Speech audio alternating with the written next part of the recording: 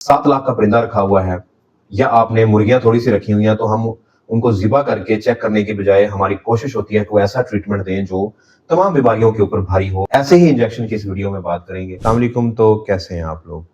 सर्दियों में poultry birds के अंदर जो सबसे ज़्यादा मसाइल आते हैं वो सांस के हैं। सांस के मसाइल में एयर सेकुलाइटिस का मसला बनता है। जिस तरह आप स्क्रीन के ऊपर देख रहे हैं, जो लंग्स हैं उनके ऊपर पर्दा आ जाता है, जिससे परिंदा आपका सांस लेने में मुश्किल आती है, मुंह खोल के सांस लेता है, खुर-खुर की आवाज़ें आती हैं, रेशा बनना शुरू हो जाता है। नमी ज़्यादा होने की वजह से म्यूकस बनता है। जब फेफड़े सही तरह से हवा को बाहर नहीं निकाल पाते, नमी अंदर जमा होना शुरू हो जाती है, वो रेशा बन जाता है। नमूनिया का मसला बन जाता है। बर्ड का सर सूजना शुरू हो जाता है, साइनसेस स्वेल होती हैं, आँखों से पानी निकलता रहता है, नाक से मुंह से पानी निकलता रहता है, खाना पीना छोड़ते हैं, ये हो जाते हैं, प्रोडक्शन कम हो जाती है अंडों की, अंडे का साइज़ कम हो जाता है, वज़न कम हो जाता है, छिलका कमज़ोर होना शुरू हो जाता है। असील परिंदों के अंदर जो बीमारी आती है उसमें कैंकर बन जाता है, बाज़-औक़ात उसमें कीड़े पड़ जाते हैं, उनकी सोकड़े का शिकार हो जाते हैं परिंदे। पिजन्स और पैरट्स के अंदर भी अर्ली चिक मोर्टालिटी आती है, सोकड़े का शिकार होते हैं, पर लेट आते हैं, पर ठीक नहीं आ रहे होते, ब्रीडिंग नहीं कर रहे होते। ये मसाइल जितने भी हैं, ये सब के सब बैक्टीरियल बीमारियों से रिलेटेड हैं। सबसे पहली जो बीमारी ज़्यादातर आती है वो है ई. कोलाई। दूसरी जो बीमारी आती है वो सर्दियों में फाउल कॉलरा है। फिर साल्मोनेला का मसला आता है, माइकोप्लाज्मा का मसला आता है, क्लस्ट्रीडियम बैक्टीरिया यानी कि नेक्रोटिक एंटराइटिस बनता है। ये मसाइल, इनमें हम फिर डिफरेंट मेडिसिन इस्तेमाल करते हैं। आज की वीडियो में मैं आपको एक इंजेक्शन एंटीबायोटिक का ऐसा बताऊंगा जो इन तमाम बीमारियों को कवर करने की सलाहियत रखता है, क्योंकि हम पोस्टमार्टम करते हैं। पोस्टमार्टम में हमें जो चीज़ क्लियर होती है हम उसकी ट्रीटमेंट करते हैं, लेकिन घरेलू पैमाने पे अगर आपने 7 लाख का परिंदा रखा हुआ है या आपने मुर्गियां थोड़ी सी रखी हुई हैं, तो हम उनको ज़िबा करके चेक करने की बजाय हमारी कोशिश होती है कि वो ऐसा ट्रीटमेंट दें जो तमाम बीमारियों के ऊपर भारी हो। ऐसे ही इंजेक्शन की इस वीडियो में बात करेंगे। तो वीडियो को शुरू करते हैं। चैनल को ज़्यादा से ज़्यादा सब्सक्राइब करें। अब हमारा टारगेट 2 लाख सब्सक्राइबर्स हैं। 1 लाख सब्सक्राइबर्स के लिए आप लोगों का बहुत शुक्रिया, तहे दिल से मशकूर हूँ। दोस्तों, वीडियो शुरू करने से पहले एक ऑफ़र जो कि 1 लाख सब्सक्राइबर्स होने की खुशी में है, वो ये कि मेरे मास्टर ब्रॉयलर फार्मिंग कोर्स के ऊपर फ्लैट 50% ऑफ है। मास्टर ब्रॉयलर फार्मिंग कोर्स के ऊपर जो ऑफ लगाया है, इसकी मुद्दत सिर्फ 7 फरवरी तक है। फ्लैट 50% ऑफ है। आप स्टूडेंट हैं, डॉक्टर हैं, सुपरवाइजर हैं, आपको ज़रूरत है, आप पढ़ना चाहते हैं, सीखना चाहते हैं, नए सिरे से काम करना चाहते हैं, ब्रॉयलर फार्मिंग को बेहतर अंदाज में करना चाहते हैं, तो ये कोर्स आपके लिए है।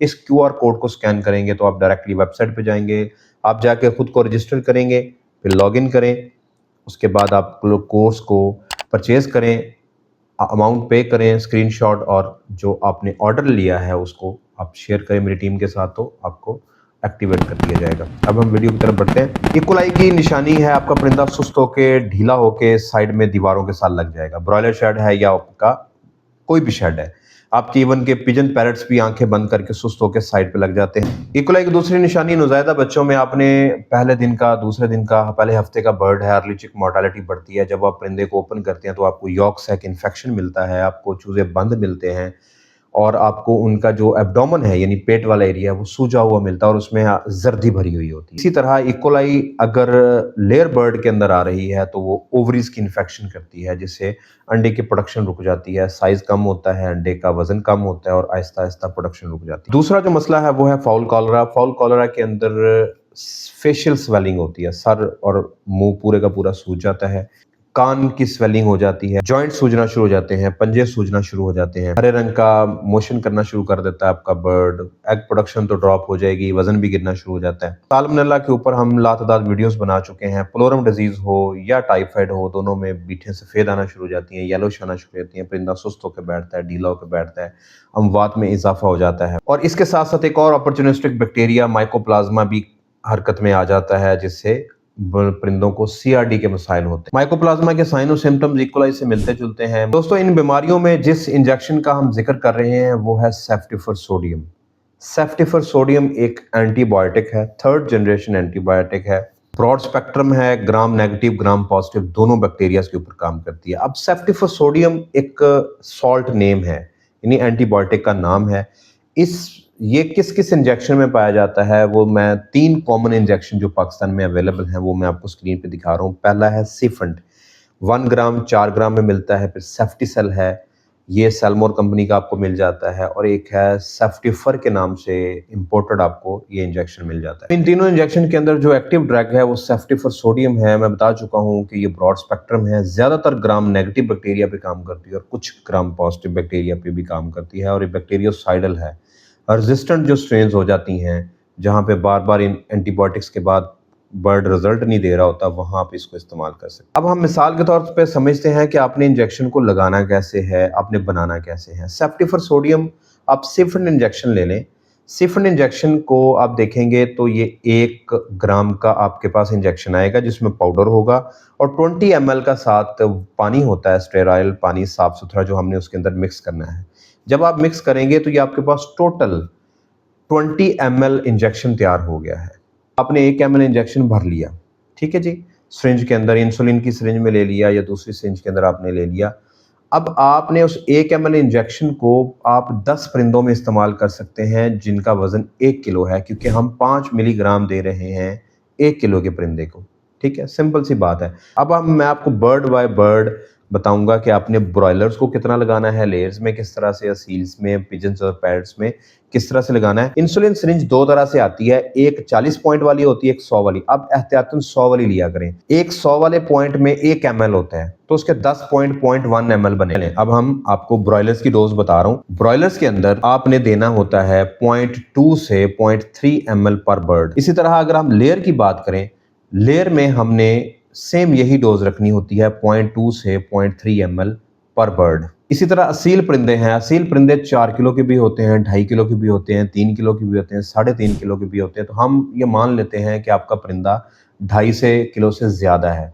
हमने उसको जो इंजेक्शन लगाना है वो लगाना है 0.4 ml से 0.5 ml। तो अब पिजन और पैरट्स को अगर हम एवरेज देखें, स्मॉल ब्रीड्स हैं, एवरेज ब्रीड्स हैं, लार्जर ब्रीड्स हैं, तो उसमें हम 300 से 400, 450, 500 ग्राम वाली हम ब्रीड को तस्वर कर लेते हैं। तो उसमें हमने 0.05 ml यानी इंसुलिन सिरिंज का 1 पॉइंट का आधा, ठीक है, 0.05 ml हमने लगाना है एक आपके पिजन को। इसी तरह पैरट को भी सेम डोज आपने लगानी है।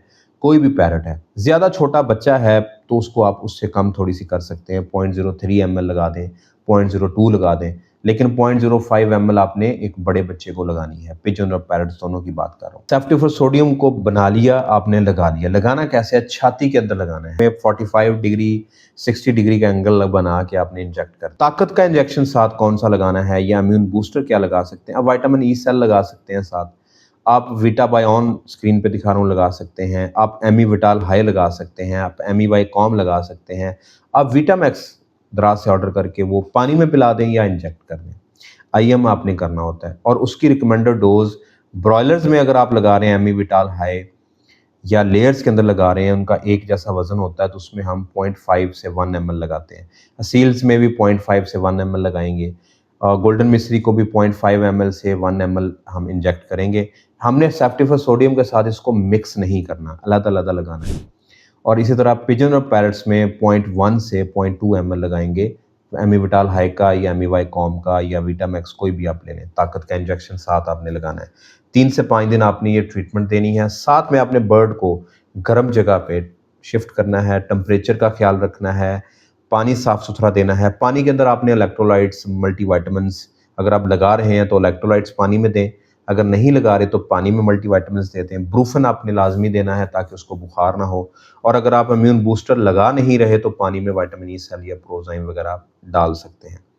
3 से 5 दिन का ट्रीटमेंट। आपका बर्ड इकोलाई है, सर सूज रहे हैं, फाउल कॉलरा है, छींकें कर रहा है, खुर कर रहा है, नज़ला जुकाम, कोई भी किसी भी किस्म का प्रॉब्लम है, अंडे देने बंद कर गई है मुर्गियाँ, तमाम मसाइल का हल आप इस सेफ्टिफर सोडियम से कर सकते हैं। एक चीज़ और आपने ऐड करनी है, वो है लिवर टॉनिक, ताकि आपके बर्ड एंटीबायोटिक का लिवर के ऊपर कोई स्ट्रेस ना आए। तो लिवर टॉनिक लाजमी पानी के अंदर आपने शामिल करना है।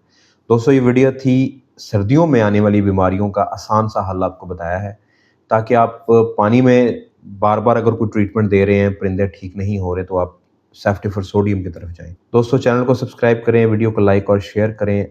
फ्लैट 50% पाने के लिए आप मास्टर ब्रॉयलर फार्मिंग कोर्स पे फ्लैट 50% ऑफ है। आप इस QR कोड को स्कैन करके डायरेक्टली मेरी वेबसाइट पे जा सकते हैं। दराज पे कोई ऑर्डर आप देना चाह रहे हैं तो इस QR कोड को स्कैन करेंगे। मेरे से कंसल्टेशन लेना चाह रहे हैं, पेट्रेन पे जाएं, या पीआर मैनेजर से रब्ता करें। दुआ में याद रखिएगा। अगली वीडियो तक के लिए अल्लाह हाफिज़।